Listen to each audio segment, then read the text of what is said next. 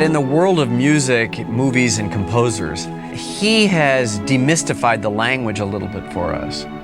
So he doesn't create a distance between us and him by using the language of music as an obstacle. In fact, it's like having a conversation with a writer or an actor or another director.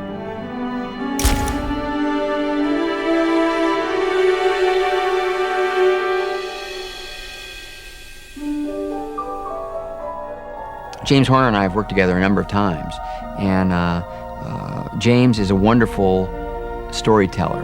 He loves movies, and he really understands how to help tell the story. I've known Ron a very long time, and it was a project that I had heard about and was very keen on doing. When James first heard that we were going to make a movie, he called me. He was amazed. He'd read the book a year and a half before and was fascinated by it. And we had a great conversation, not so much about music, but about the complexity of this character, John Nash. I had this vision of how numbers work, and to me, that was always something I wanted to bring across musically. We talked about it, listened to various kinds of music in James's library, motets and music that had influenced the real John Nash. We had this running abstract idea between he and I. The music and the whole art of mathematics, when you get above a certain stage, is not just literally numbers and solutions. It's more like looking through a kaleidoscope. And you look through a kaleidoscope and you have one thing and you slowly change it, and it changes, it evolves, even though it's numbers or music.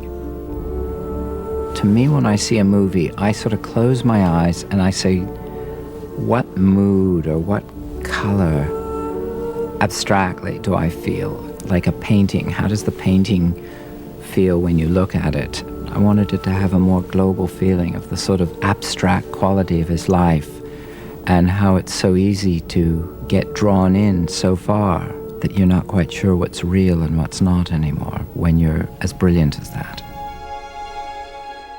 Charlotte has this unique quality that she's neither child nor adult. I didn't want a children's voice. I didn't want a boy soprano, an adult opera diva. I wanted something that was sort of amorphous. I was looking for a very particular color that only Charlotte Church could fulfill. He said, well, I want you to kind of make you kind of be an instrument in a way, you know, to kind of have that purity and clarity and brightness that an instrument has, but also that still kind of like with the human vibrato, you know, to kind of make it more human. There's something about it that floats around that is so unique, that brings a sort of magic and otherworldness to our actor's world.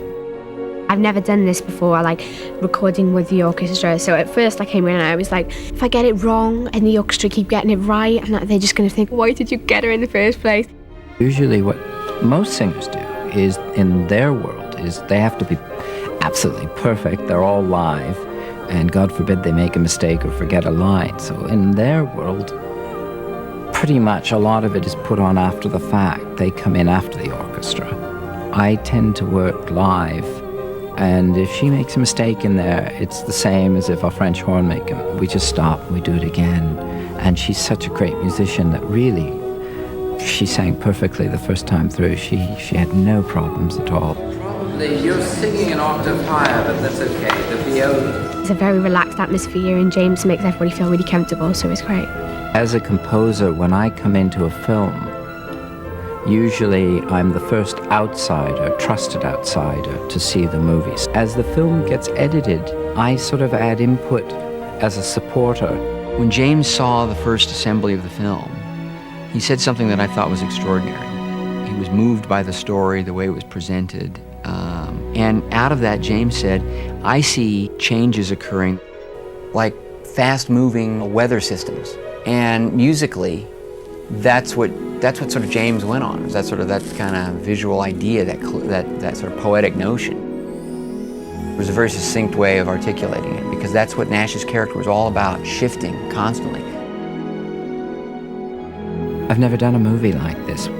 Ron and I, and Brian Grazer, the producer, wanted very much for this film to feel very real.